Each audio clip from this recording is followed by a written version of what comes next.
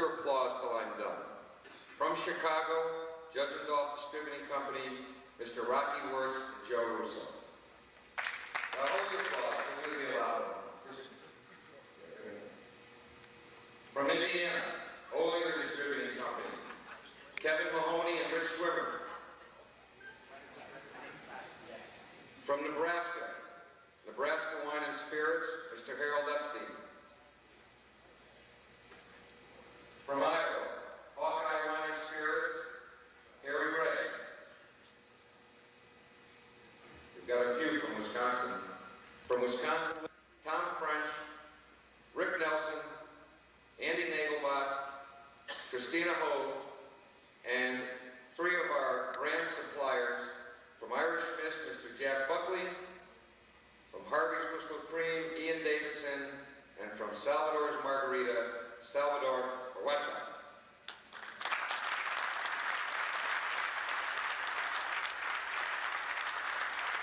Jake Musick and Eskoff.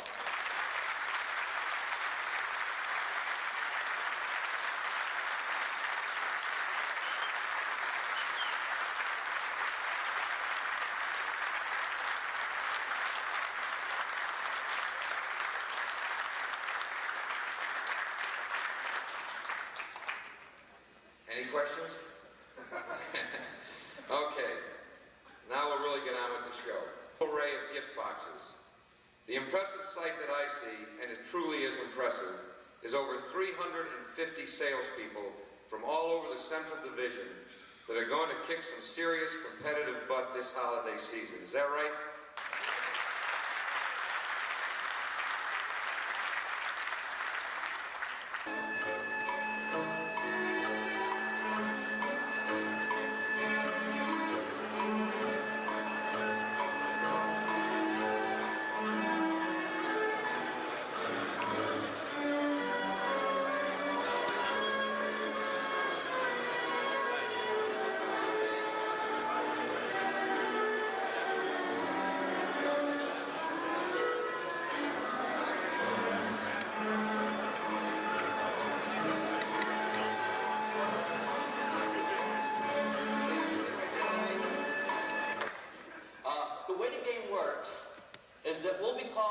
Of the audience.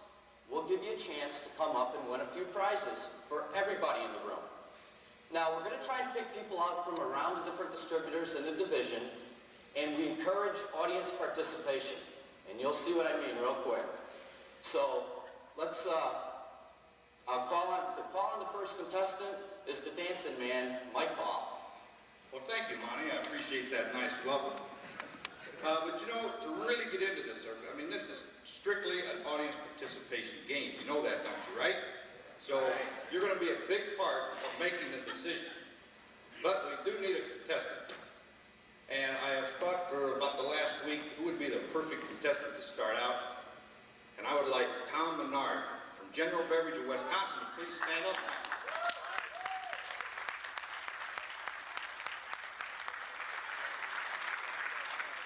Are you excited, Tom, about this holiday season? I don't think anybody heard you. What did you say? I'm excited. All right. Well, as you know, in Let's Make a Deal, you have your choice, right? You have a choice of these beautiful boxes or the door.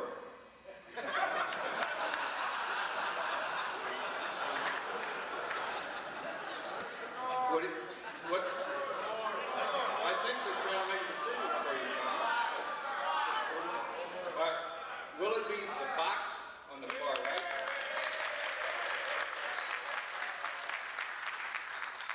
Or will it be the door?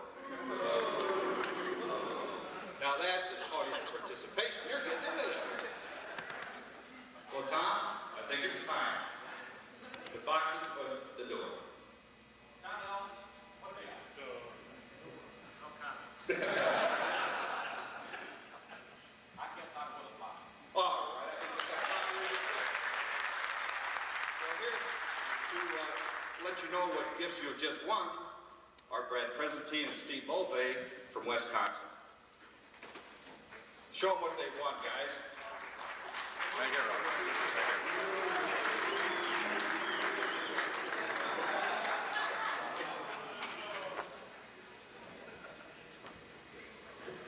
We need to wait for our box carriers to get everything out of the way.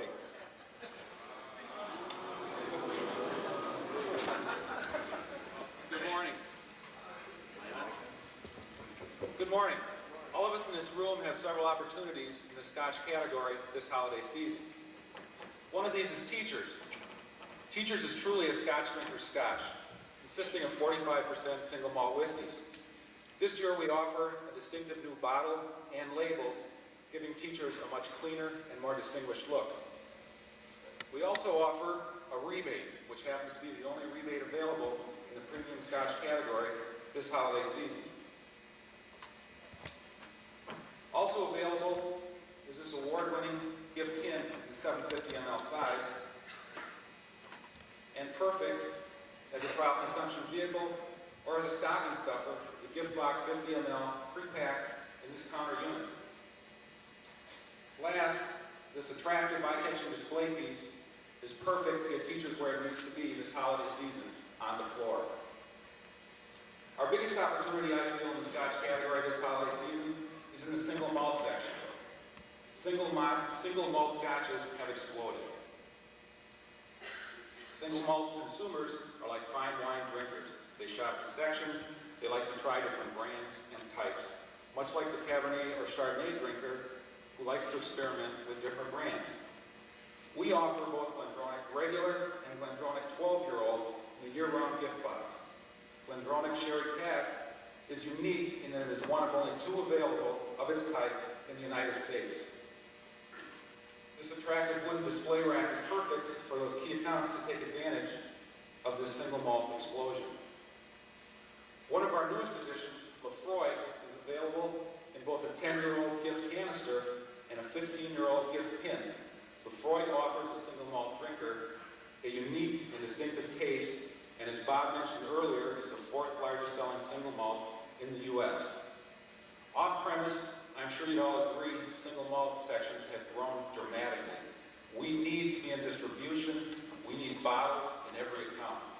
Last, but just as importantly, we need to be in every on-premise account where single malt Scotches are consumed. Brad?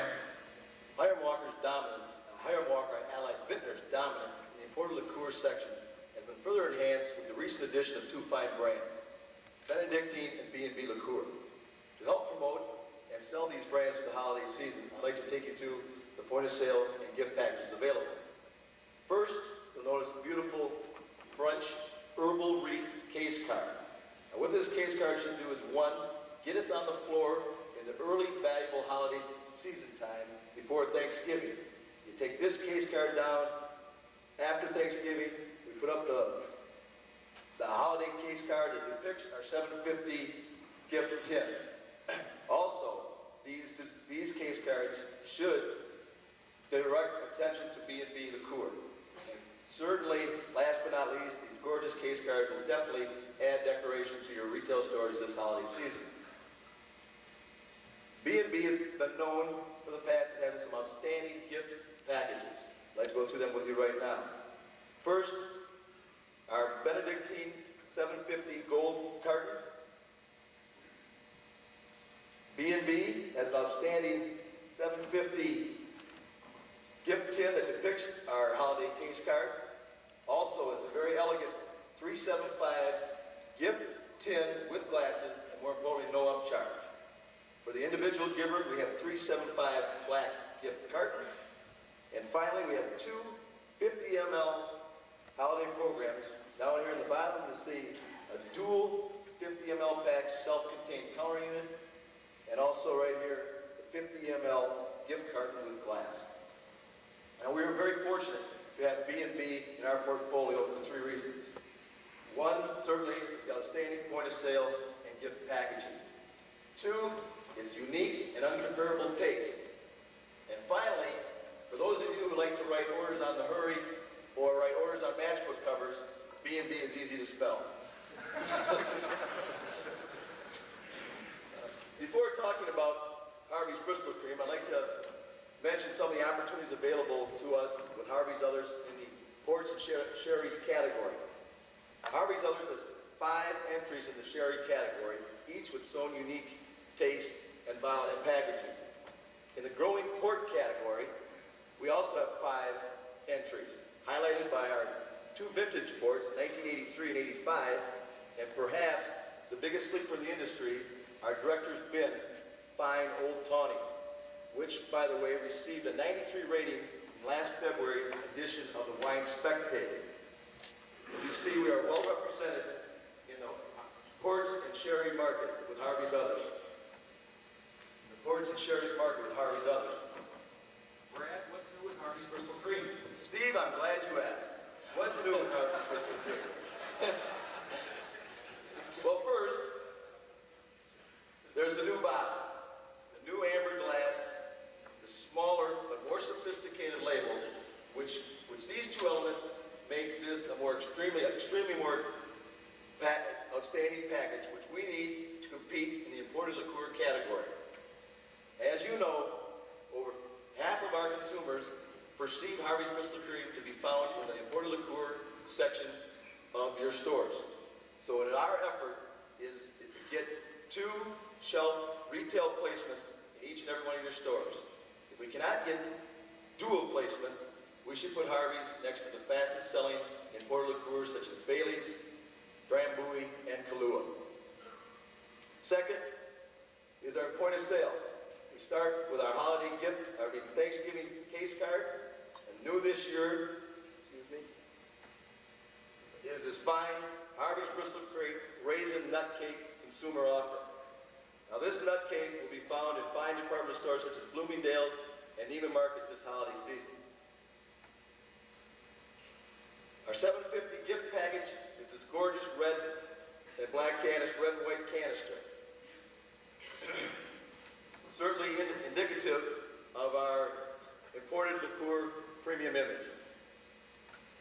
Our holiday case card is the gold wreath that enhances the new canister and new bottle. Sure to be a traffic stopper this holiday season. And finally, last but not least, we have exciting new TV advertising on Harvey's Bristol Cream. Larry, the lights please. Ron, the tape.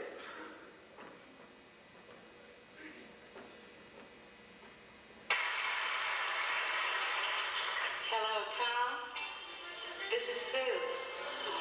I'm here all alone in my apartment, and I have some Harley's Bristol Cream, and I thought maybe you'd want to come over.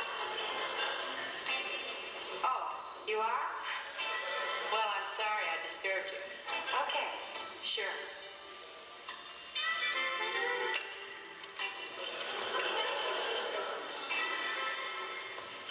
Hello, Stan. Sue. I'm here all alone in my apartment, and I have some Harley's Bristol Cream, and I was thinking maybe you'd like to come over. Oh, that's too bad. Oh, okay, yeah. Maybe some other time.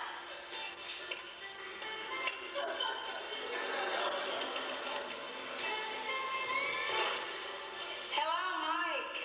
This is Sue. I'm alone in my apartment, and I have some... You did? When? Well, congratulations. Okay, goodbye.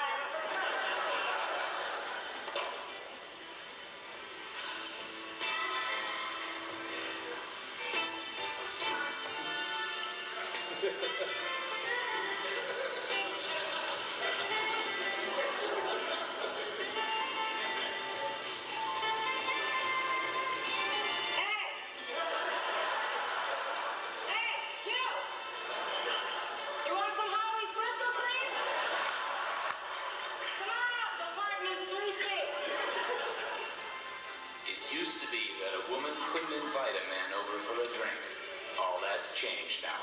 Harley's Bristol Cream. Over ice. It's downright upright. Geez, I'm really spinning on this stuff. Harley's Bristol Cream. I knew you'd like it. Harley's Bristol Cream. Why not invite someone over tonight? It's downright upright.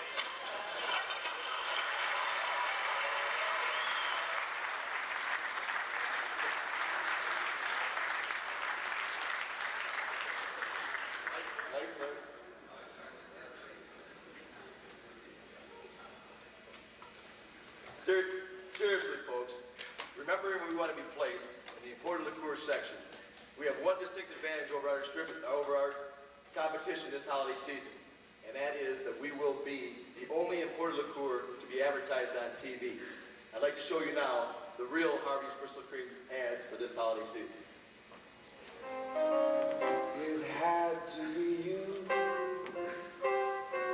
It had to be you. I wandered around, finally found the mildly mellow taste of Harvey's Bristol Cream. it had to be. Let's see what Tom passed up. How about that? Cheap vodka for the holidays. Unfortunately, he turned down that generic bin. But you know, during the holiday season, it's definitely not the time of the year where you want the cheap products on the floor. Premium brands, people. That's what we want on the floor this holiday. So, Monty, after we're all done, I'd like to get your tailor's name, by the way. I borrowed this from Bob Shea. Oh, yeah? He must have been about 15 years old when he wore that. Well, thanks, right? Okay. Well, anyway, Monty, how about another contestant? I think that's a good idea. Okay, for our next contestant, we're going to pick somebody from the fine state of Indiana.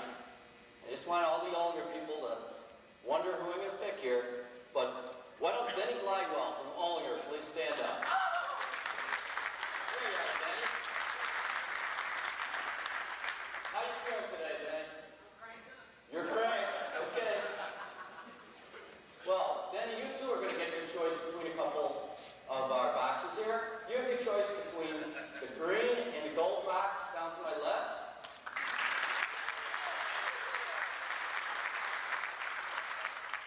Or Denny, the door. Well, it's a tough choice, Denny. No, you gotta take the box, okay.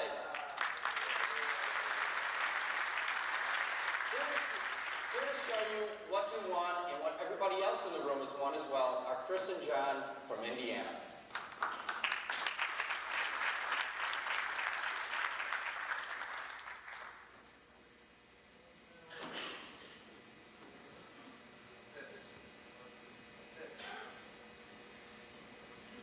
I lied to you already, Denny. It's only one box.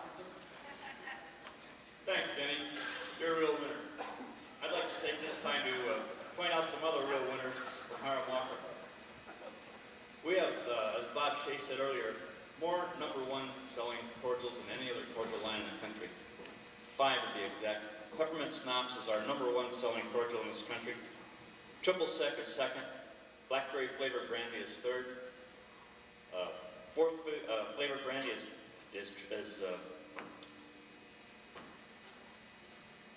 apricot flavored brandy, sorry. And we have amaretto. Those are our 5 #1 sellers. Hiram Walker is the only domestic cordial line in the country to have an increase 2 years in a row. This year, Hiram Walker has increased quantities of its attention-getting point of sale. For instance, the Count Drinkula, the Red Hot Hot Stuff, the Peppermint Schnapps Snuggler program, tying these in with Nestle's, Tabasco, and Red Hot candies to get consumer awareness. Now as we move to the holiday season, we have this beautiful gold dimensional cordial gift center.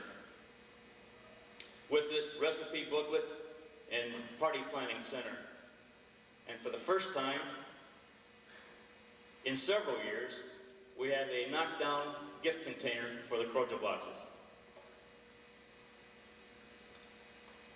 In many states, rebates will complete the off-premise program.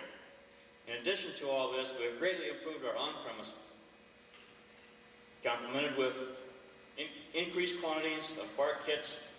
For instance, the Count Drinkula bar kit that's being in market right now, and the Red Hot Rattlesnake bar kit for November. Christina? Thank you, John.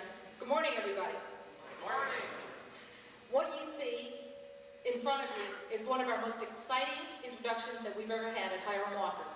You've all recently had the pleasure of introducing Cocoa Rum, our superior flavored rum from Hiram Walker. And right now in your markets, I believe in most markets, we are enjoying the sales that are being pushed by our squeeze bottle and 750 milliliter Cocoa Rum shrink wrap. Have all of you experienced some great sales with this pack?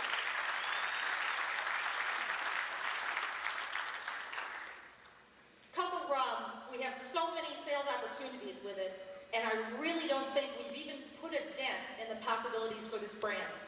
So make sure you're out there, get out there and sell it, and let's really move it on just like we did with Red Hot.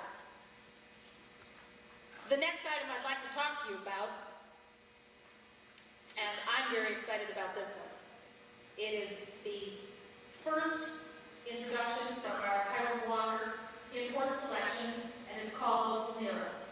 And you ladies and gentlemen from Indiana, Wisconsin, and downstate Illinois, this is your formal introduction to the product, and we invite you to taste it later on at our luncheon. Opal Nera is a black sambuca imported from Italy. It has a hint of lemon in the finish, and it's very soft and very mellow. I believe in our film, we talked about a romantic product. We're marketing Opal Nera almost like a perfume in our cordial lineup. One of the things that we have for this holiday season is a wonderful metal bin display, a very elegant 750 bottle packaged in a tin, and also a wonderful 375 package that is quite unique and features a 375 of Opal Nera with 2 glasses at no upcharge.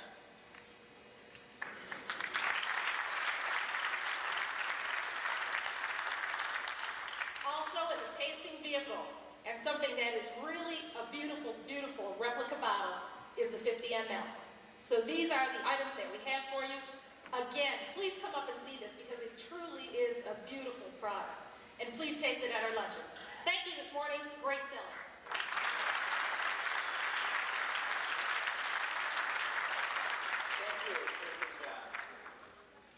Well, Denny, I want to give you a chance to see what you turned down. So if we could open up the door and show what Denny was smart enough not to select. Well, obviously it's a closeout bin. And once again, these are the type of things you can't allow to be on the floor during the holidays. Closeouts can wait. Tell the retailer, put them in the back room, sell them in January and February. Opal Nera and cordials and the other B&B, etc., are products that have to be on the floors. So, Denny was smart. He makes sure his retailers don't have this garbage out on the floor space. And I'm sure we'll all do the same thing. Well, Mike, we've had 2 winners in a row. Why don't we try and make it 3? All right, Monty, I'm sure going to try to find us another winner out there. How about Bill Hybreeder from Southern Illinois Wholesale? Please stand up, Bill. How are you doing this morning, Bill? All right. Are you ready to take the load of this room to make this heavy decision? Sure. He said sure. All right, Bill.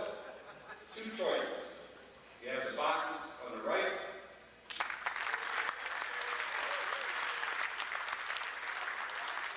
I like that. Oh, it's really getting into this. Or the door. Who is that? Bill, what's the choice?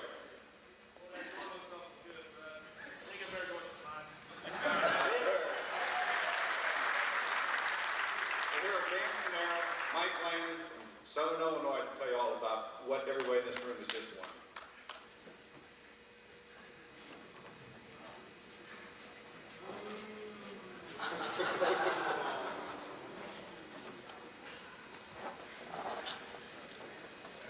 Good morning, everyone. I'll start my presentation, and I think they're going to come up and get this next box. Is that right? I wanted to start by telling you about a product that is highly underdeveloped in the Central Division. That is Tuaca, an imported Italian liqueur. Tuaca has a rich Italian heritage, and this heritage is depicted in this case card with Roman marble and the matching floor bill. The goal go along with this, it is embellished by a nice marble picture frame. Now, as Bob alluded to earlier, Tuaca has a new upscale bottle and this new gift tin. And teachers won the award last year, and Tuaca, I'm sure, is in the running this year for the gift tin category. Everybody's familiar with the hot apple pie drink. That's a great vehicle to sell Tuaca. I just was at a trade show Tuesday, and it was the hit of the show. I mean, everybody was coming back for the hot apple pie. It's really easy to make. You just use Tuaca, apple juice or apple cider, and add a little dash of cinnamon or a cinnamon stick, and you've got yourself a hit. Next, there's a couple other products.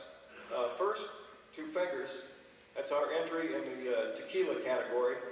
It's popular priced, and as you can see, it just has great shelf appeal.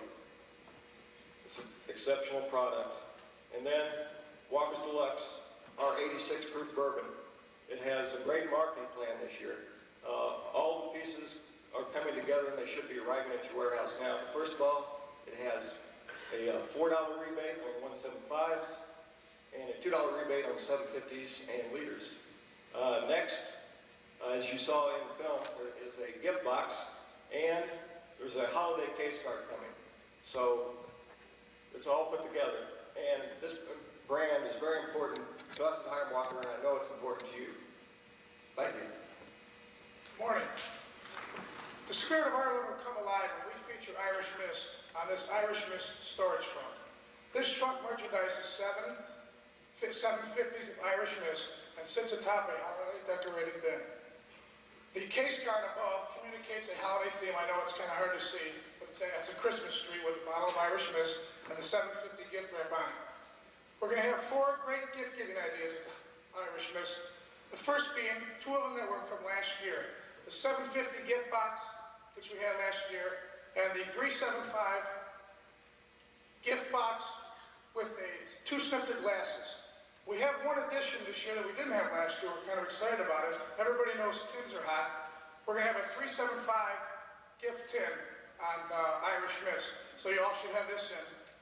And then we're going to have the counter unit, 50 ml with the pouch, which I know some people have already had good success with. So this is basically what we're going to have for off-premise. And as we all know, on-premise is real important with Irish Mist. What we're going to have for on-premise, we've all communicated at our council meetings to open up Irish Mist, Irish coffee accounts. So what we're going to have to help you do that is we're going to have Irish Mist pours, bankers lamps, and Irish Mist table tents. And along with that, keep in mind that Ireland is no longer shipping inexpensive Irish whiskeys to the States. So that provides a nice opportunity because the gap there once was for the cost per ounce has now been narrowed. And another thing, and the most important point with Irish Mist and Irish coffee, and I'm sure all of you have had it, is when you mix Irish Mist with coffee, it definitely makes the ultimate tasting Irish coffee, and that's the most important thing. Now that we're done with the country of Ireland, let's move up the map a little bit here and go to England, where we've acquired one of our newest brands, and that's Beefeater Gin. I can speak on behalf of my division manager and my division market manager that we're extremely excited to have this brand now as part of our portfolio. We're going to expect great things out of this brand, just like we do out of our other brands, but we're going to expect over and above on this brand, similar to that of Canadian Club. We're going to expect this brand to be displayed as frequently as Canadian Club during the holidays, and what we decided is we're going to have a display campaign to really make that an easy task to accomplish. First and foremost, we're going to start, and not everybody does this, we're having a display piece specifically designed for Thanksgiving. On this display piece, I'll move the 750 gift box which we had last year. We're going to be featuring a contemporary version of the Corn of Plenty display with featuring 2-piece cutlery set. This will be for the Thanksgiving Day period to get them started and get your floor space early. When this display comes down, we then go into the biggest selling season for Beefeater, and for those people who think Beefeater only sells in the summer, December is 17% of Beefeater's yearly business. So it's definitely a do-or-die situation when it comes to December. We got 3 display pieces for December. The first being for the smaller accounts, we We've got a small display. It's a case card. As you can see, it's a mylar wreath with a globe in the center. This is for your smaller accounts or for accounts that don't have a whole lot of space within their store. The second part of the display is our 10 to 15 case bar for a medium display, and it's a non-motion pull topper. Again, it's got the wreath, it's two-sided, it lights up from all angles, and it has a non-moving globe in the center. And then our big piece for our mass displays, and we're real proud of this one. You take a real good look at it. If you can't get a good look, come on and look at it after the show. It's just beautiful. It's our mass display, and it's a mylar wreath, again two-sided, depicting our 750 gift wrap and a globe which rotates to project a message that we want to get across at Beefeater Gin, and that is the most important gin in the world. And along with all these programs, we feel that we can really make Beefeater a success. I know I said earlier, we're going to expect great things out of this brand. And with a concentrated effort by everybody in this room, we can really make some great things begin to happen with Beefeater Gin. And on behalf of Mike Langdon and myself, we'd like to wish you all a successful holiday season and a happy new year. Thank you. Thank you very much. Well, should we go to the door? Let's go to the door, please.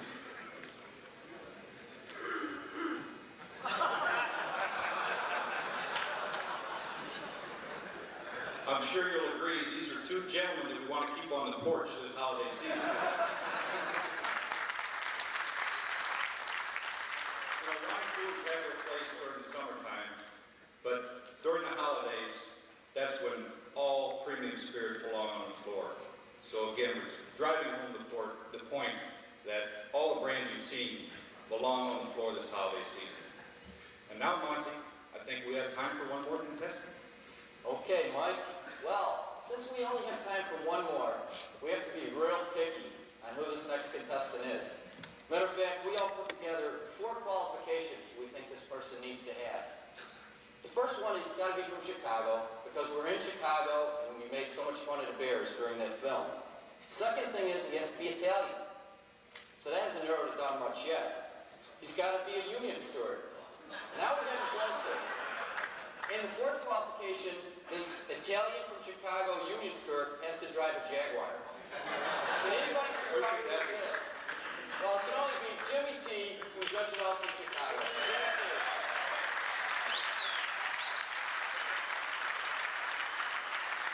Jimmy, loosen up a little bit. Okay. Nice tie, by the way. Well, Jim, once again, you've seen how the game works. I think you understand it, right? I'm going to give you your choice between all these boxes to my left, or Jimmy, the door.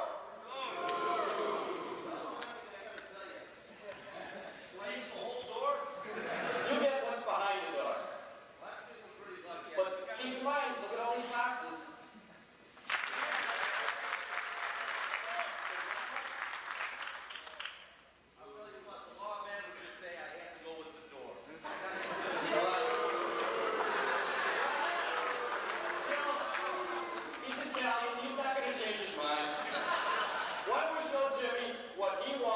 Jimmy only behind the door.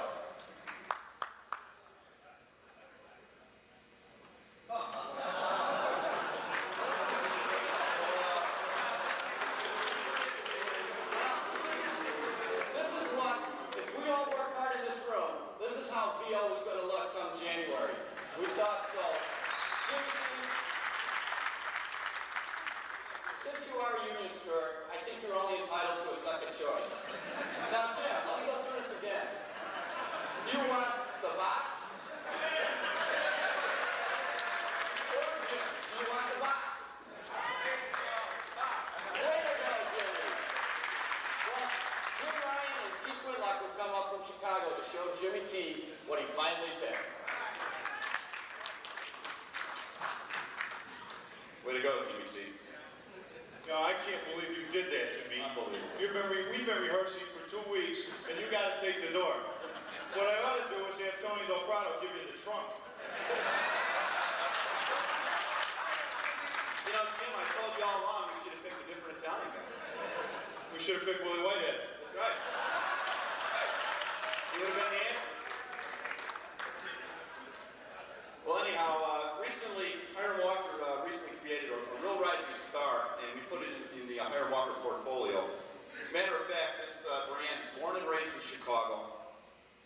It's right now the fourth largest brand that Hiram Walker has, and it's only been around for 7 months. That, of course, is Salvador's Margarita. The reason why it's the fourth largest brand is because of the people in this room, and it's going to get bigger. You know, Jim, why should a retailer, especially at this time of the year, put Salvador's on the floor? Well, I'll tell you, Keith, it's the perfect party item. It's pre-mixed, it's 30 proof, and the 1.75 size lends itself to any holiday gathering. It's quick turn, it's nice profit, and the taste is second to none. It also offers a tremendous alternative to smaller on-premise accounts that can't take the time to make a margarita from scratch. You know, we've all seen the success with the wine cooler Bartles and James, especially Frank and Ed. Well, we've got our own version of Frank and Ed right here in Chicago, and it's wrapped into a 250-pound body of romping stomping dynamite, Salvador Huerta.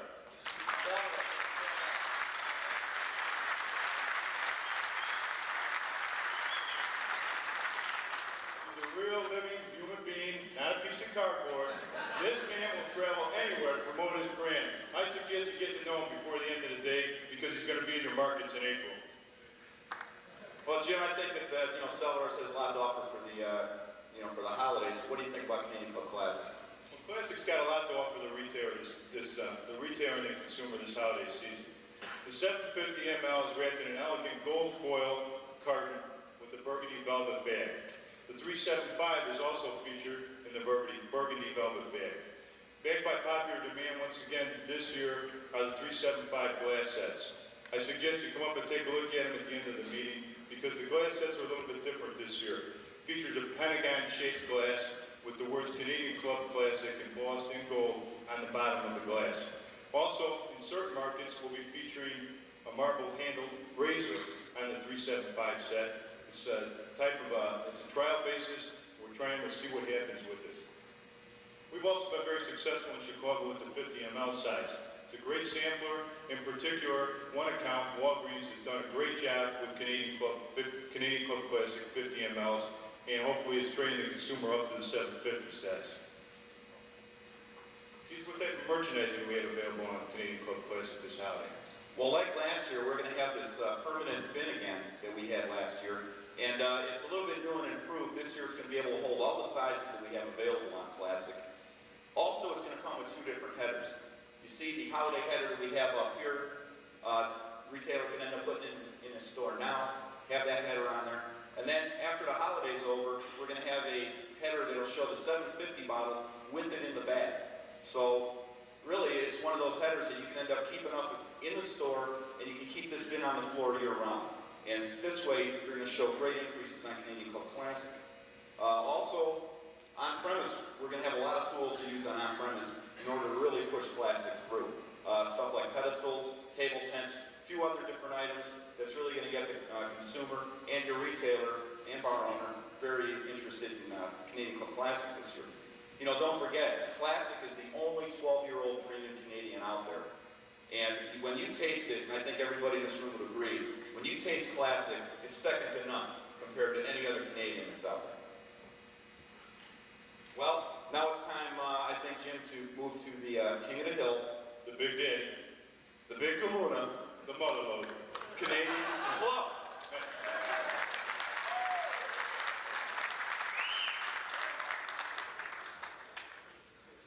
Well, Jim, it's your dime, it's your dance floor. All right, everybody. Canadian Club has a new look for the 1990 holiday season. The gift cartons are printed and embossed foils of red, black, and gold. The gift cartons are available in 3 sizes, the 750 ml, the liter, and the 1.75, and they all have color-coordinated bows. And I'd like to emphasize the fact that all the gift wrap has color-coordinated bows. Complementing this year's gift wrap is the new outer shipper, which is color-coordinated with the same graphics and features a new symbol to further reinforce the brand image. The displays. We're very fortunate this year, like Harvey's and Beefeater Gin, they have 2 displays available for the holiday season, Thanksgiving and Christmas. We have a tremendous opportunity with Canadian Club this holiday season because we have the 2 displays. Research has shown that 2 displays have been proven effective to keep the product fresh and on the floor for 60 days. The Thanksgiving display features a table setting with drinks and turkey and hors d'oeuvres. The hors d'oeuvres are featured on a 2-tiered silver serving tray. What do you think? Okay. There's also a consumer offer on serving tray. For Christmas, we actually have 3 different types. For the smaller accounts, the 3 to 5 case displays, we have this Canadian Club case card, which features a holiday wreath in full color with the snowman and sleigh. They're removable after the holiday season for use in decorating your home or store. The major floor displays consist of motion and non-motion. It took me a while to figure this out, but there is an on and off switch. You can see it's perfect for the stores. Just touch the switch and it stops. Major floor displays also feature a full-size snowman and sleigh, and it's decorated for the season. For many years, Canadian Club has been rated the #1 holiday display in the industry by the retailers, and this year should be no exception. You know, there's a lot of products out there that look good, feel good, taste good, and smell good, but why should we be on the floor this year? I'm glad you asked that, Jim. You know, Canadian Club is really the preeminent Canadian whiskey, and it's been unrivaled for about 132 years now when it comes to smoothness and quality. It's also one of the top brands in the world, one of the top gift-giving brands, and it really does deserve, you know, to be treated as such. We're also going to have some national advertising support for it this year in both magazines and outdoor billboarding. And there's also going to be a great rebate that we'll have available. $3 on the 1.75 liters, $2 on the liters and 750s. And what that's really going to end up doing is just making your feature pricing that much more attractive this year. Also, as we had mentioned before, you know, this is one of the top gift-giving items that we have out there during the holiday season. And top gift-giving items really deserve that #1 display spot. Canadian Club should be in the #1 display spot in every single store we call on this year. Also, it's really important to everybody out there for a couple of reasons. It puts a lot of this in everybody's pocket during this time of the year. And also, because of the prestigious CC Society. This year is going to be in its 27th year, and as everyone might know by now, Canadian Club Society is going to be held in Orlando, Florida in March. Should be a great time. We're hoping everybody in this room can end up getting there. And what we're going to want to do is just show a little clip of the CC Society this year. So on behalf of Jim and I, we wish all of you a great selling season. We'll see you in Orlando. Thank you.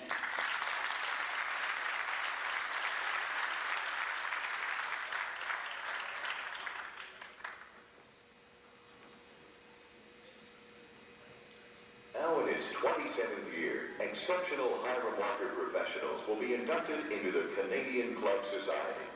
This privilege is offered exclusively to the industry's finest.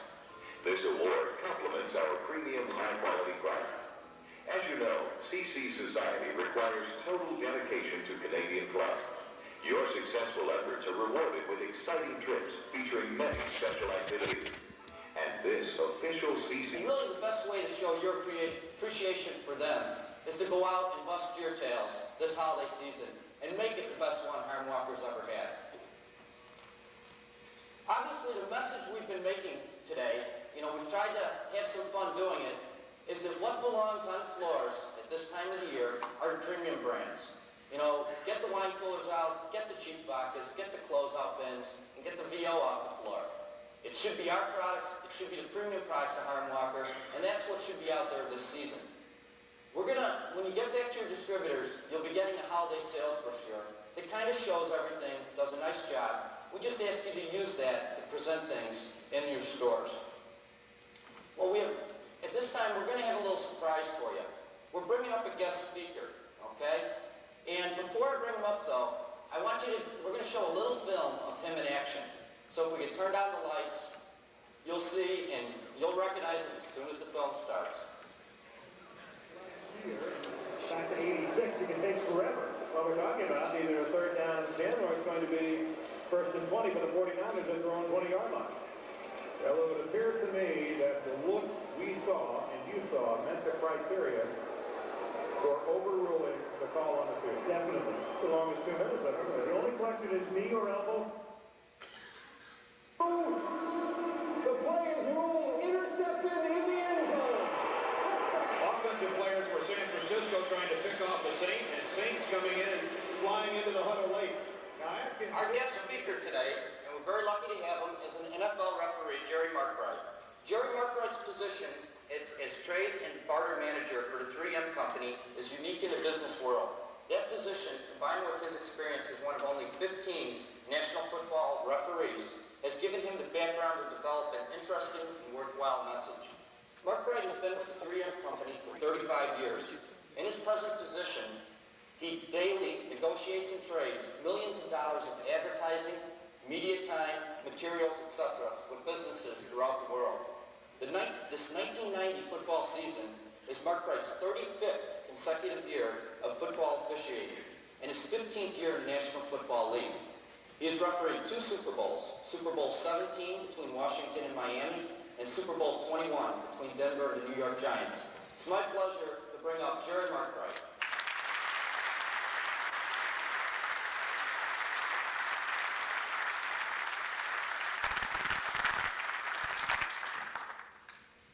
Thank you. This is a tough act to follow.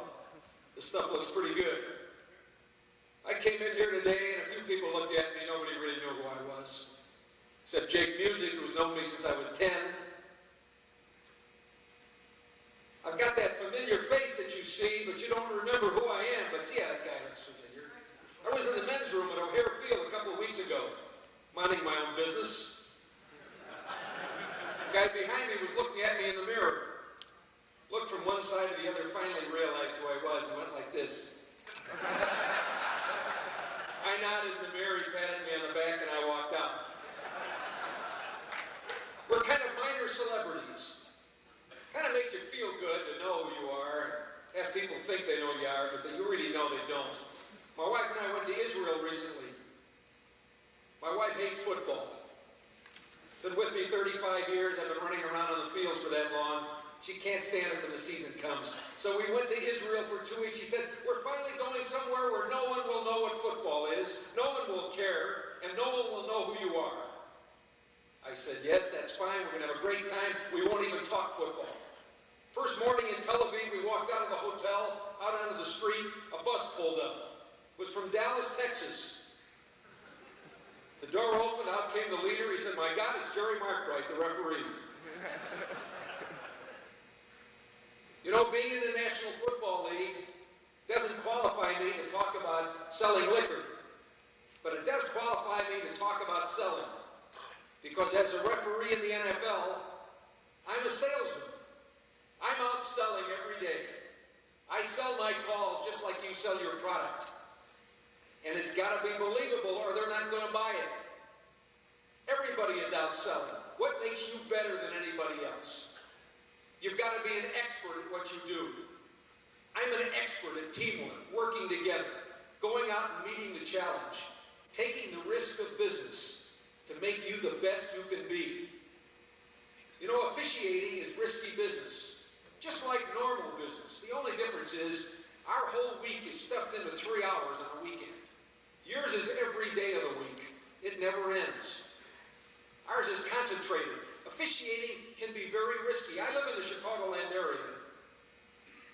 This is my 15th year in the NFL. And in 1986, my 11th season, I had never worked a Chicago Bear game. Now, when you live in a city, they don't let you work that team because they don't want somebody to come out and blow your house up if you make a bad call. So I had never worked a Bear game. They called me early in November. They said, look, we're having scheduling problems. We're going to send you out and you're going to work your first Bear game. You can have your crew out to your house for dinner. It'll be a terrific time. It'll be a nothing game. We don't want to put you in too tight a game. Green Bay's only won 2 ball games.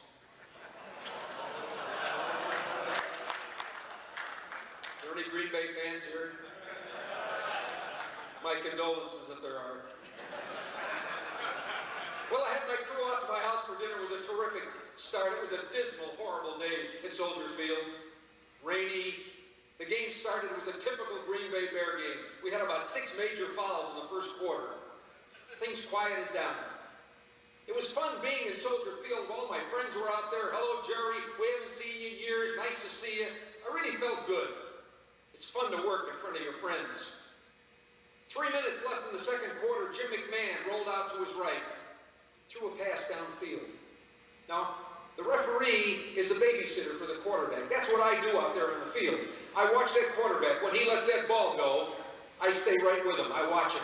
Make sure nobody gets him after the play is over. So I didn't watch that ball leave his hand, but I could tell by the reaction of the crowd that it had been intercepted. McMahon kind of dejectedly walking slowly toward the sideline. I stood there watching him, getting ready to run downfield to get the next play set up. I noticed the Green Bay player coming around the corner. It was number 94, Charles Martin. I watched him and I thought to myself, this play is long over. This guy isn't going to do anything. I stood there watching. You better get out of here. Just ready to get the next play set up. Something kept me there as Martin, 6'5", about 290 pounds, ran up, grabbed McMahon, picked him up, turned him over, stuffed him head first into the ground. My flag hit the ground before McMahon did. I thought, my God, this guy's dead. It landed right on his head and his shoulder. I thought he was killed. I couldn't believe what I had seen. As Martin got up off of the prone McMahon, Jim Colbert, who had seen what happened, Bear All-Pro left tackle, ran over and clubbed him in the back of the head. Down went Martin. I stood there looking at that, and for the first time in my long career as an official, I decided that that act would not be a foul today.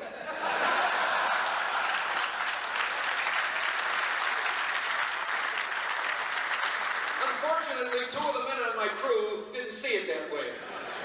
Their flags came flying in. There were 3 penalty flags on the field. Mine, near McMahon, and those 2 on Colbert. Mike Ditka stepped out onto the field. Now, you all know Ditka, how quiet and reserved he is. You saw him in that film clip. Do I see 3 flags down? Yes, sir, I said. You always call him sir during games. He said, does that mean you may offset that foul? I said, it's possible. He said, if you offset that penalty against my man, you won't get out of this stadium alive. By this time, Martin was up on his feet. I grabbed him by the arm.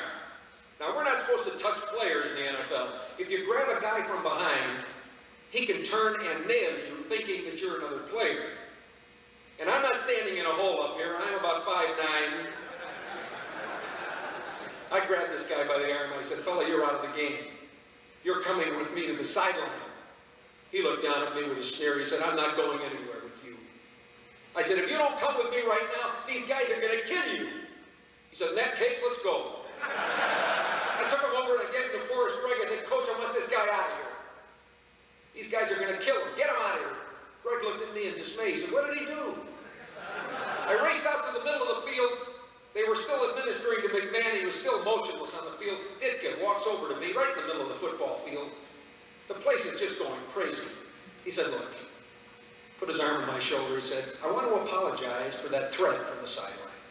He said, it was not in good taste. He said, I've talked to my staff. He said, we're going to do everything we can to see that you get out of here alive.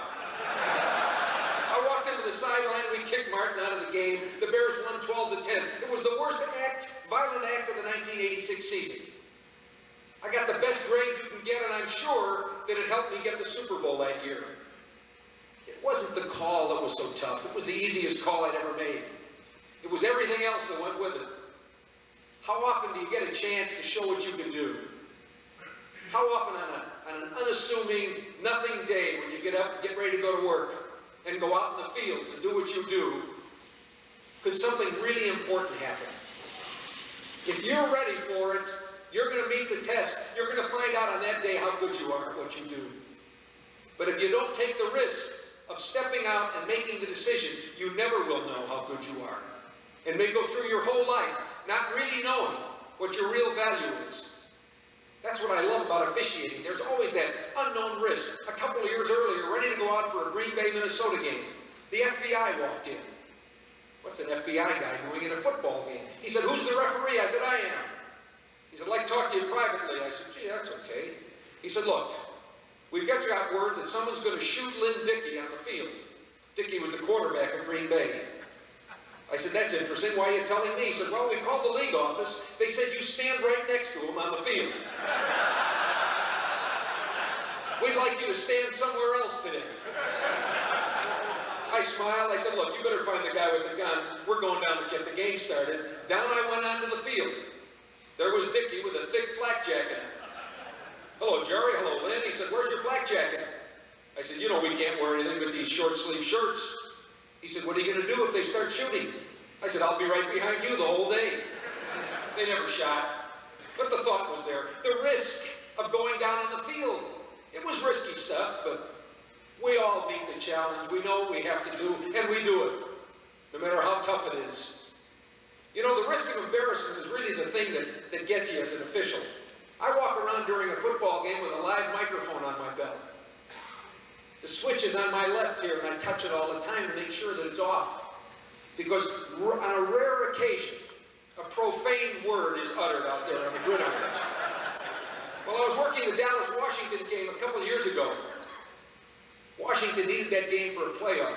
Dallas was driving for what was the winning touchdown. Steve Pelor was the quarterback. Now, NFL quarterbacks have a little trick that they pull. When it's 3rd down and 4 yards to go and they need 5, they kind of call their signals and they jerk their shoulder, and it brings the defense across. We call it a head bob. It looks like a defensive foul, but it's really on the offense. Well, Pelor did it. The flags went for defense offside, and I stepped in and overruled him, and I said, I've got a false start on the quarterback. I turned on my mic and I looked up at the press box. I said, false start, number 16, offense. Pelor was standing right next to me, screaming, that's the worst call I've ever seen. He said, how could you have taken this game away from us?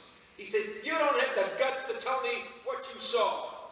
Well, he was right in my face, and I was irritated, and I had just made the call to the press box. I forgot to turn the microphone off. I turned, I looked at him, and I said, you want to know what you did? You jerked the shit out of him. I heard that word come out over the stadium mic. When the game was over, I bumped into Dick Enberg in the airport. I said, Dick, what happened on that embarrassing situation? Am I all right on it? He said, oh yeah, you're fine. He said, the camera was right on your face. And I think 70% of the United States was watching. The next morning, there was a little blurb in USA Today. Referee Jerry Markbreit's earthy retort to Steve Pelor was heard by 80% of the United States. That might get you in trouble all the time, just the slightest word. The following week, I'm in Phoenix. First time I've had them since they moved out of St. Louis. They were playing San Francisco, and they called the timeout in the 2nd quarter, and I stepped out and turned on the mic, and I said, first charge timeout, St. Louis. 60,000 fans rose and booed. I looked at one of my friends, I said, what are they booing at? All I did was call a timeout. He said, you called them St. Louis, you dummy, we're in Phoenix. The next morning, for the 2nd week in a row, I made USA Today Sports. It said it was obvious from the officiating. The referee, Jerry Markbreit, and his crew did not know what city they were in yesterday. So now you say, why would anybody want to do what this guy does? Why would anybody want to be critiqued every week within an inch of your life? I got a call yesterday from the NFL office. We worked the Denver-Pittsburgh game last Sunday. Terrific ball game. We had 7 minor errors in the game. One of them was mine. I'm upset about it. I don't like to be criticized that much. Every week they critique us. The pain of waiting all week to find out at 55 years old that you blinked at the wrong time or said the wrong word to somebody hurts. But it's overshadowed by knowing that you're doing something that's an absolute challenge. Not knowing what's going to happen on Sunday. I can't wait to get out on that field this Sunday in Tampa to find out if I can meet the test. I want to know how good I'm going to be this Sunday. Good or bad, mistake or not. I've yet to walk off a field in 35 years feeling that I have done the very best job that I can do. Never had it. And I don't think you probably have ever had that perfect day either.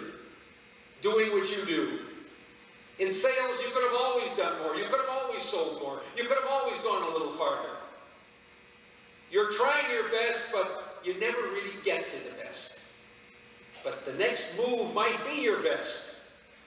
You know, the excitement is so unbelievable that at 55, I still feel like I did when I was a little boy and my dad and I used to go out fishing. I used to get up every hour and wake him up. Dad, is it time to go yet? He'd say, it's only 9 o'clock, son. Go on back to bed. I wake up every hour before these games, waiting for that morning to come to get in that stadium to get that game going. You know, we walk into that stadium, 7 guys officiating the football game, different races, different religions, different walks of life.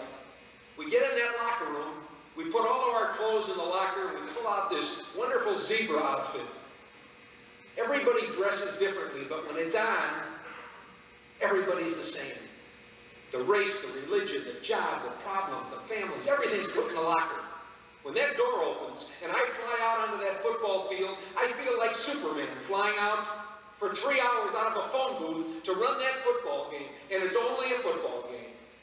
It's not the most important thing in the world. But to the people involved and the fans, it's big business, just like your business. And I'm in charge of it. It's the most exhilarating thing that I do in my life. But as you all know, you don't start at the top in any profession. I began my officiating career here in Chicago, working the B'nai B'rith Touch Football League in Grant Park. I think they still have it. They paid me $3 a game. I was making $9 a week on Sunday. It was big money then. I worked every level of football, all the way up. 11 years in the Big Ten, and in 1976, I applied for and got into the National Football League. I was a line judge with the famous Tommy Bell for 1 year, and then became a referee when he retired. And in 1982 season, at 47 years old, you can't get in the NFL till you're 40. The babies are 40. I had a shot at the Super Bowl. I had a really terrific season. I waited in my office all day waiting, hoping that the call would come. It was a Monday before the Super Bowl game. I waited all day, nothing, and I thought, my life's dream to be a Super Bowl referee, it can't be realized at 47. It probably won't come till I'm 60. But at 4 o'clock, the phone rang. It was Art McNally, supervisor. He said, we've selected you as the referee for Super Bowl 17. You're the youngest referee we've ever put on this game. Now listen closely. You must tell no one you're on the game. Nobody. Call Western Union and confirm the assignment, but don't even mention the game in the telegram. You can tell your wife, of course, be out in California with her on Thursday night. Congratulations, and he hung the phone up. I couldn't believe it. I was going to referee the biggest football game of the year, the biggest thrill of my sports life. I picked up the phone and I called Western Union very carefully. Please send this to 410 Park Avenue. Mr. Art McNally, confirming January 30th assignment. Didn't mention the game. Signed Jerry Markbreit. A nice, warm, motherly voice from Western Union said, Mr. Markbreit, congratulations. You must be the referee on Super Bowl 17. We see you every Sunday on television. We won't tell anyone. There are only 500 operators in this office. I hung the phone up and was about to call home when Irv Kupcinet called. He said, Jerry, he says, is it true you're on Super Bowl 17 as the referee? I said, I can't tell you, it's a secret. He said, you can trust me. It was in his column the next morning. I called my family, I knew they wouldn't take the game away. All my close friends, and out to California I went. With the rest of the crew, we were so excited, we were like little kids running around. On Friday, we went out to the Rose Bowl to practice all of the things that you do before a Super Bowl game. Introductions of the teams, tosses of the coin, and everything else involved. On Friday night, the commissioner has a tremendous party. Dignitaries, sports celebrities from all over the world, we were there. It was terrific. On Saturday, we had a regular meeting for our football game, like we always do. On Saturday night, they hold a special Catholic Mass. Monsignor Duchamp from New Orleans comes in. He's come since 1969. This is a very special Mass that everyone connected with the game goes to. Now, I happen to be Jewish. I'm the only Jew in the United States, I'm sure, that knows the Catholic Mass by heart. You see, I've been in church every Sunday morning for 15 years. My first day in the NFL was with this famous Tommy Bell, a Southern Baptist gentleman. He took me aside, he said, now look, kid. I was a 41-year-old kid. He said, we've got 4 Catholics on this crew. When we get into town, we stay together. From the minute we arrive until we're back on the plane to go home. That way nobody can tell any stories about us or no one can approach us. He said, now because these 4 Catholic men go to church, we all go to church together. Have you ever been in church? I said, no. He said, well, what do you think? I said, do I have any choice? He said, no. So I went to church that one morning, and the game went well. And I went to church the next Sunday morning, and that game went well. I've been in church every Sunday morning. I'm afraid to work a game without being in church. Every time they mention Israel in the Mass, my crew turns to me and nods. Well, here I was in this Super Bowl Mass praying that all would go well for me. And then the morning of the game came. We were in the Rose Bowl, ready for action, ready to go on the biggest day of my sports life. Just before we went out on the field, the phone rang. It was Don Weiss, Commissioner Rozell's assistant. He said, look, they're going to use a special commemorative coin for the toss. It's sterling silver. They're not going to have time to bring it in. Elroy Hirsch will bring it out for you. The helmets on the coin are tails. That's all you have to know. We'll see you out there. Congratulations. Hung the phone up.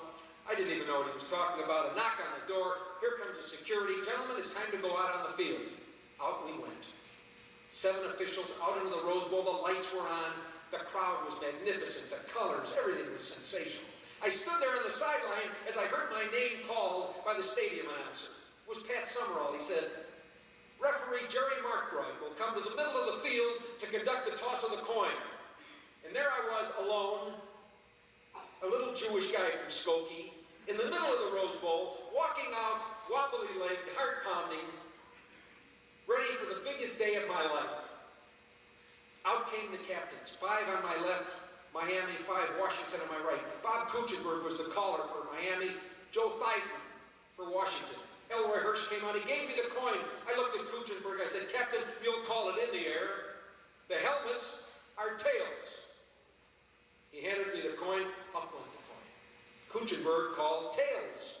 And I looked him right in the eye like I always do. He called tails. That coin went up. Now you see, referees have a way of slowing everything down. That coin went up in slow motion. As I scanned the audience, realizing that in a moment or two, the biggest day of my life would begin. The coin landed in the grass. It was simple. I was a minute away from the biggest day. I looked down at the coin, and I saw those 2 helmets looking up. Now, the helmets were tails, and he called tails. It was simple. But when I looked down and saw those helmets looking up, for that one horrifying moment on the biggest day of my sports life, I forgot that the helmets were tails. They looked exactly like heads. It's heads, I said to Joe Theismann. You win the toss. Hirsch pulled my shirt. He said, I think the helmets are tails.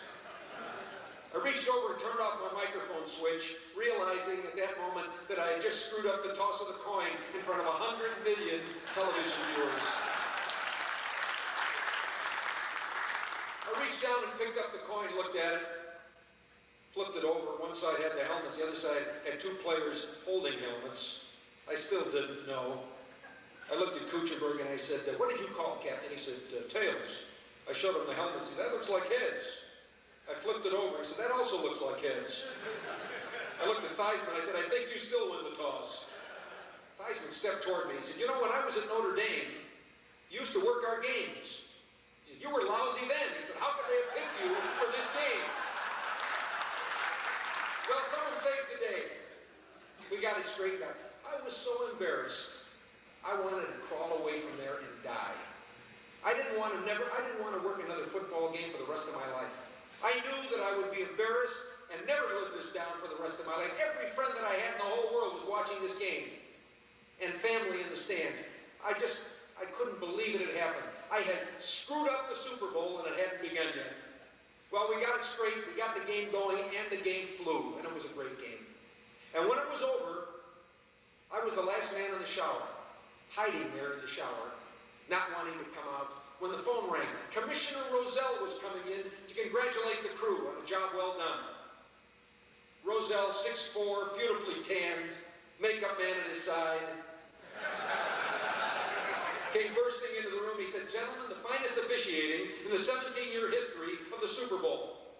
Then he walked over to the shower where I was, parted the curtain, looked in and said, once you got by the toss of the coin. I had a couple of friends tape the game for me. 6 years ago, 7 years, never looked at it. Don't have the guts to look at the tape even at high speed. I don't want to see that toss even if I go by at 100 miles an hour. I know it's there. So I've never looked at it. But the Bears were playing in their wonderful Super Bowl game down in New Orleans. against New England, and I was sitting there in my basement with some friends ready to watch the game. I was excited for him. Red Cashin from Texas was the referee. Everybody all set. Just before Red went down out onto the field, security came. They had decided to change the caller of the toss. Gary Fensick had been designated, but at the last minute, the rumors spread that Walter Payton might retire. God, it would have been terrible if Walter hadn't been the caller of the toss. What if he retired and never get a chance? They told everybody. The only guy they didn't get to was Payton. Out in the middle of the field they went. Red went through the whole spiel with the coin, and up it went, and he looked right at Payton. He said, "Captain Payton, call it in the air." Payton was talking to Fensick over his shoulder when his name was called. "Huh," he said, as the coin went up. Red heard him say something, couldn't tell whether it was heads or tails. Coin landed in the grass. He waited there for about 2 or 3 seconds on national television, didn't know what to do. No one saved the day. Finally, out of desperation, he looked at Payton and said, "Captain, what did you call?" Payton stepped out over the coin.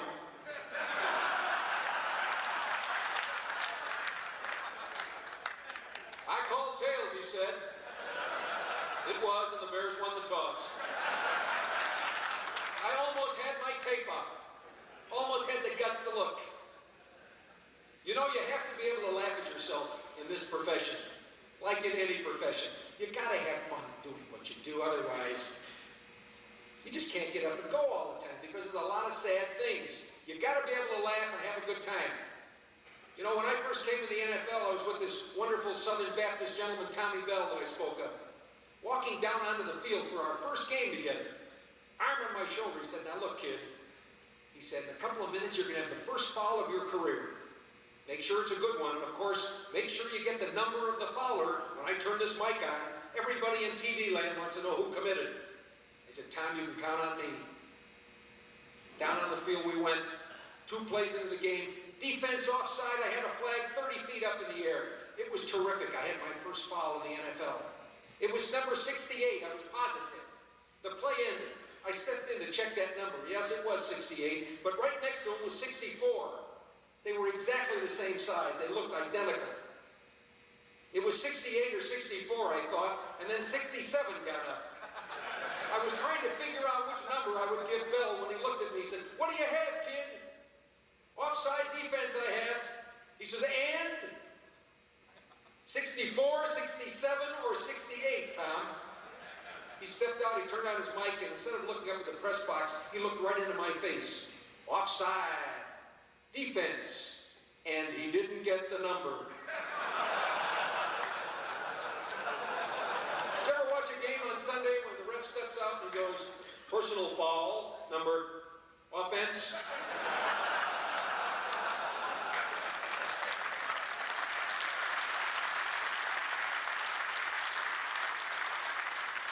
You're better off giving no number than to make one up. There's an old story about the Illinois-Ohio State game played years ago. Illinois had the winning touchdown called back. Referee went over to the field and said, "Joe, what do you have?" He said, "Clipping Illinois." He said, "Who was it?" He said, "I missed the number. Went by so fast." He said, "Tell him it was 77. Referee stepped out and went, "Personal foul, clipping, number 77, Illinois." Illinois coach, livid, red-faced, raced out onto the field. He said, "That better be a damn good foul. Red Grange retired 40 years ago." And of course, so did his number.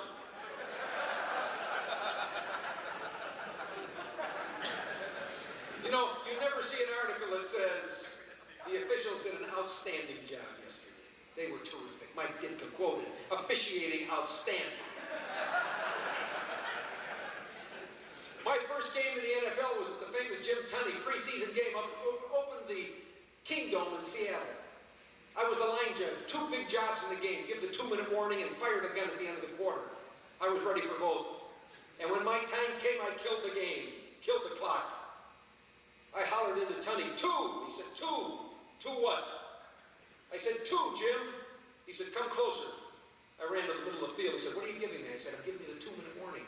He said, "Your stopping of the clock signal was excellent. Your whistle volume was excellent."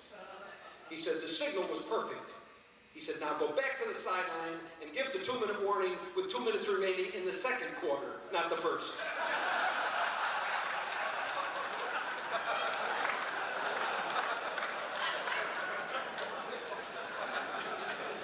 So along with being able to laugh at yourself and having a good time and a lot of fun, you also have to be tough. I told you I'm not standing in a hole up here. At 5'9", 185 pounds, I'm a shrimp out on the football field. But something happens when I go out there. When I'm out there with these 6'9", 300-pounders, I feel that I'm the same size they are. I feel that I'm just as tough. During Super Bowl 21, I was having a conversation with Rulon Jones during a commercial. Jones is 6'9", 290. He and I spoke, and the next week, Sports Illustrated had a picture of the two of us in conversation. My head came up to the bottom of his number. I looked like a midget. I couldn't believe it was me, because I feel so strong and tough out there.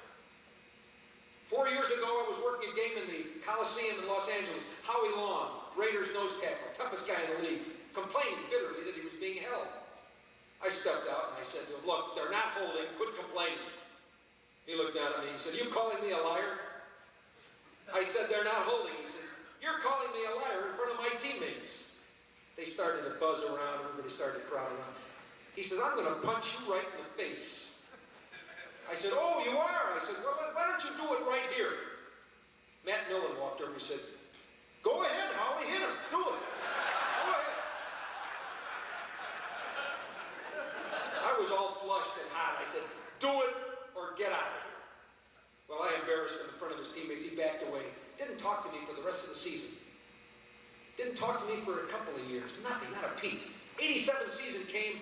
The Raiders are up at Green Bay for the opening game of the year. After it was over, we're in the airport waiting for a plane to get out. The airport's about as big as this room. The Raiders were at the bar.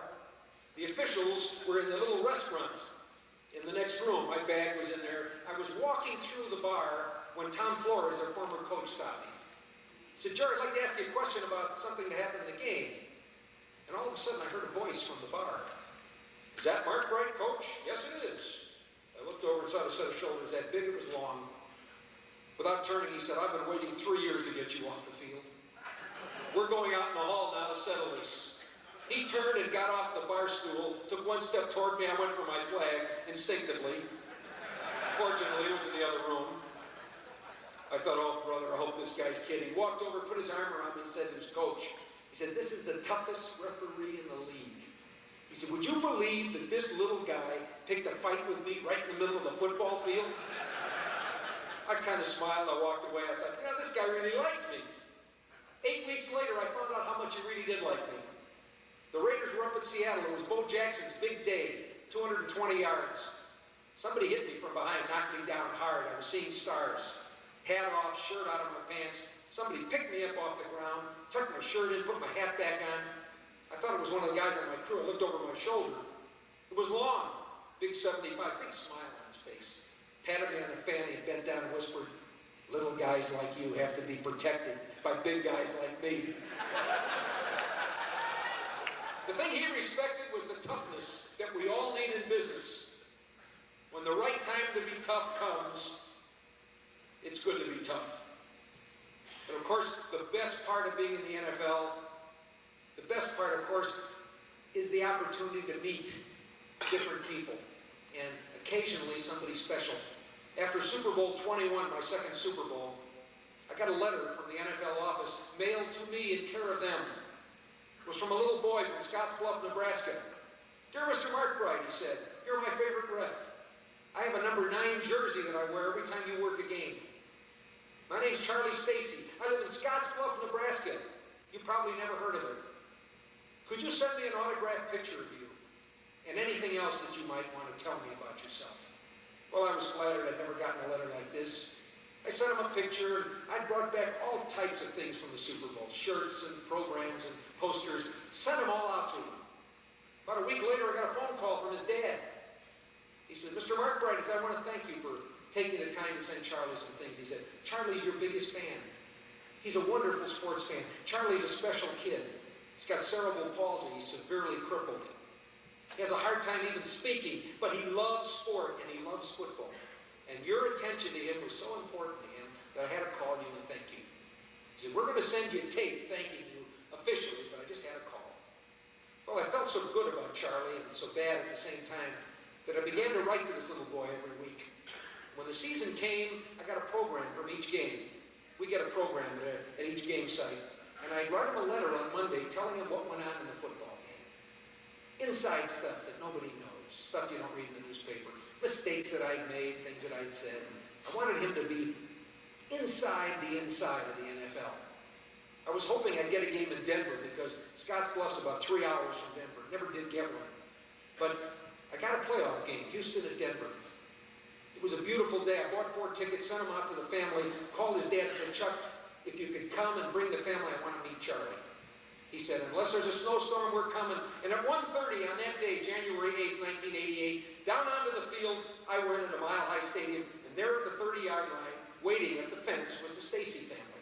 The mom and the dad and the sister and little Charlie in his dad's arms. He gave him to me, and I carried him out onto Mile High Stadium. I had John Elway there waiting. Elway took him and carried him all around the stadium. Introduced him to all the players, the coaches. They gave him an autographed football. They gave him a jersey.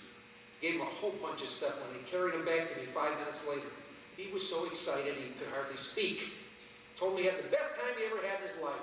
Gave me a great big hug, and I gave him a big, fat, juicy, wet kiss right on the face. Gave him back to his dad. Went upstairs to finish our preliminary. Came down just before kickoff. His dad was at the fence. He said, I want to tell you what Charlie said. For the 10th time, he told us he had the best time he ever had, but he didn't want us to be mad because he told us he was never going to wash his face again for the rest of his life. He didn't want to wash that kiss you gave him off. It took him weeks to get him to wash his face, but we've been friends for 3 years now. I write to him every week. He's in school. He does real well. He talks 100% better. I'm just a little tiny part of his life, but I feel good about being there. I can't wait till Monday to write to him, let him know what's going on. I get audio tapes from him and birthday gifts, and it's just a wonderful relationship. If it weren't for the NFL, it wouldn't be possible. Selling is everything in what I do, just like it's everything in what you do. I represent the best in sport, just like you're representing Hiram Walker, the best in the business. I wish you all a successful holiday season and break all sales records. And thanks for having me.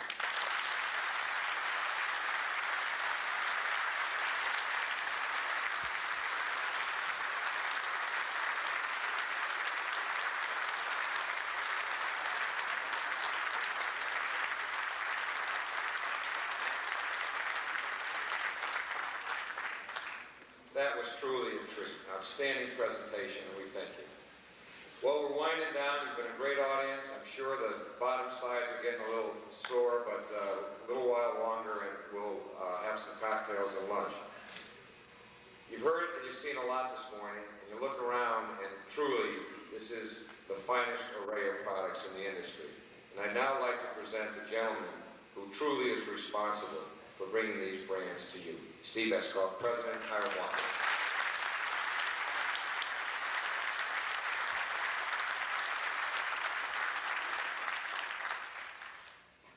Say the mind can only absorb what the ass can endure, so I'll be brief. This is some act to follow, and I've learned over the years it's a good act to say so long and leave. But I do have a couple of things I want to talk to you about because I don't get to see you that often. You know, I started this business like Jared. I got 35 years with Hiram Walker, and I wasn't a kid when I started with Hiram Walker, and I had one of the greatest people that I try to emulate. And that man is sitting over to the right of Jerry, and Jake Musick, who I believe are the finest people that this industry has ever had. Jack, please stand up.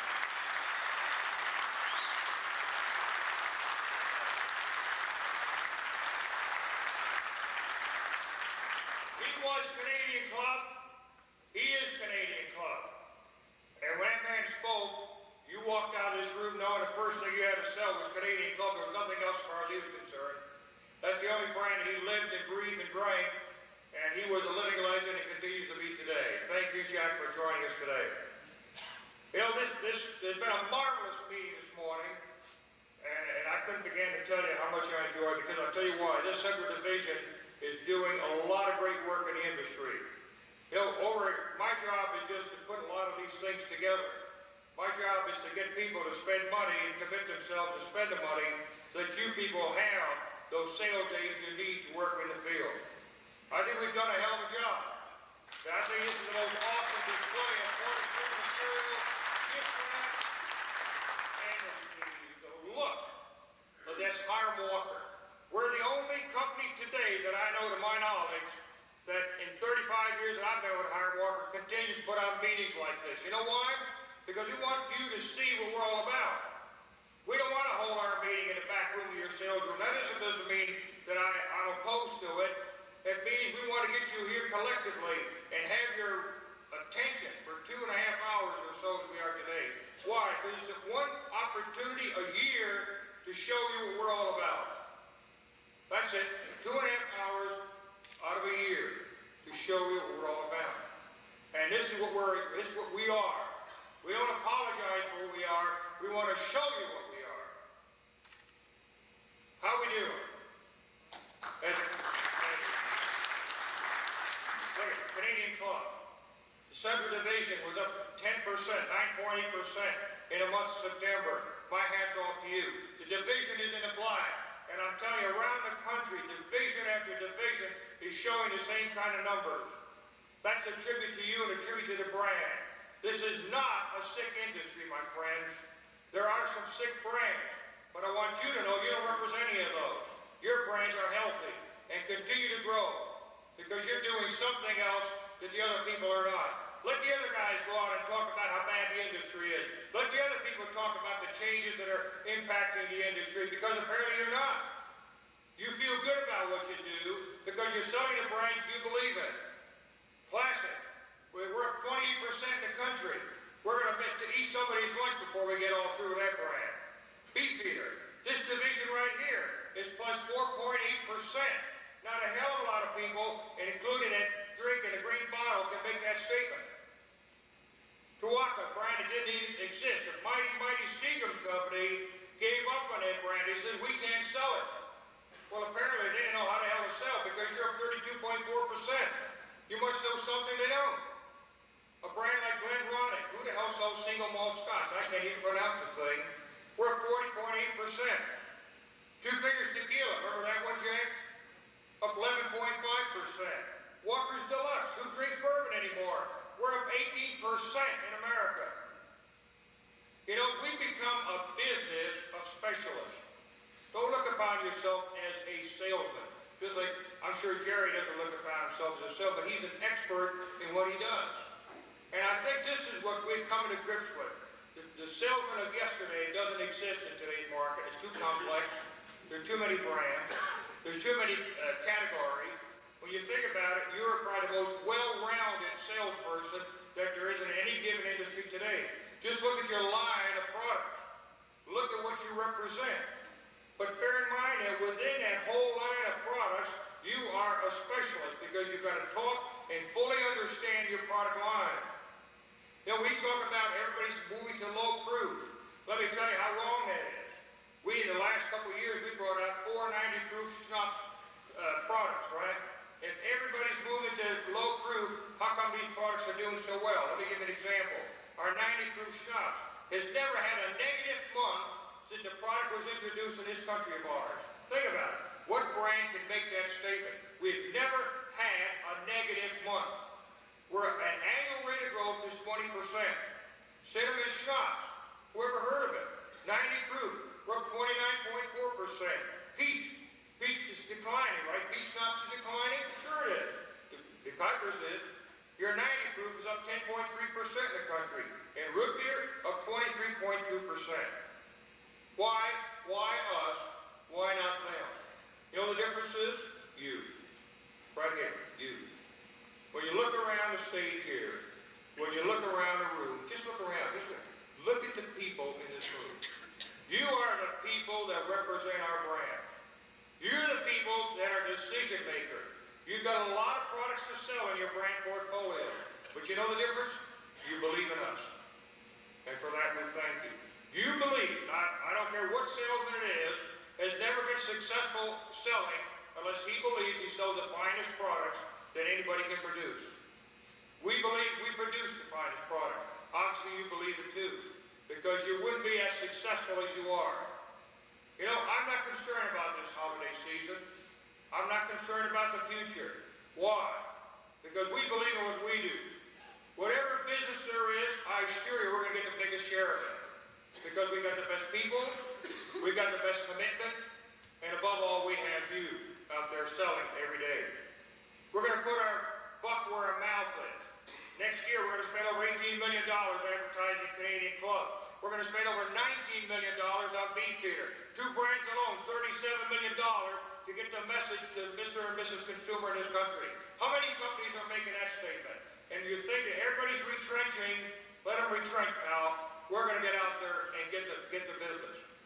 I could stand here for hours talking to you about my company, but you've done a great job and you've been a patient audience.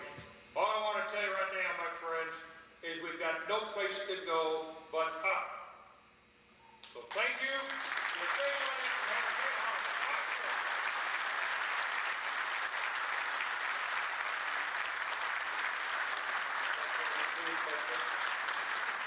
Woo! That's my boss. Well, I hope you've enjoyed the show. As being a part of it and a presenter, I sure have, and we've been very fortunate today to have the quality speakers and guests that we have. But there's one more job to do. You see a lot of wonderful things in front of you, but there's some people in this front row that got to know what their objectives are. And so you won't forget, I have my own little team of referees, and I'd like to bring them on to pass on to you wonderful gentlemen your sales objectives for the next 5 months. Come on down. Central Division reps, come on, Christina, you can lead them.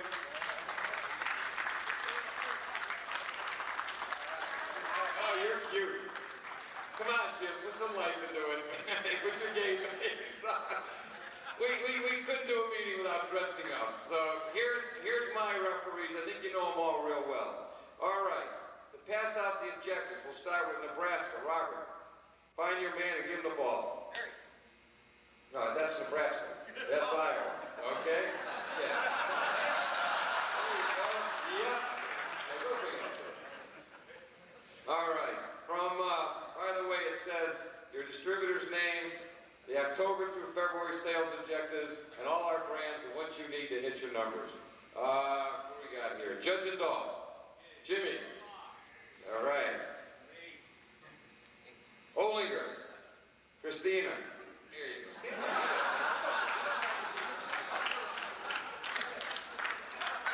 Hawkeye. Now it's the hairy Robert. There you go. This is the only part of the meeting we didn't rehearse. Okay, E&F. Dan. Okay. That's E&F. E&F Champagne. Quality House. You can tell Dan was an ex-football player, huh? G&M. Dan, exhale, would you? Southern Illinois. Lakeshore. All right, Brad's waiting. He had his tongue in his mouth. Wisconsin Liquors. See that spark? Kerner. New Baby. Wrong guy. General Beverage. Edison West. I hope you didn't leave. Boswell. And Kerner Effingham. Okay, and you can pick up your T's later. Well, that really sums it up, but I'd be remiss if I didn't personally thank all the people in the Central Division who put a lot of work in putting this meeting together. If you think it's easy, I'll take volunteers at the end of the meeting. So how about a nice round of applause again for everybody in the Central Division. And last but not least, two other people that must be recognized, the people who worked from 8 o'clock yesterday morning till about 10 o'clock last night, setting up this room and designing it. Mr. Ron LeDoux, who's over on the camera,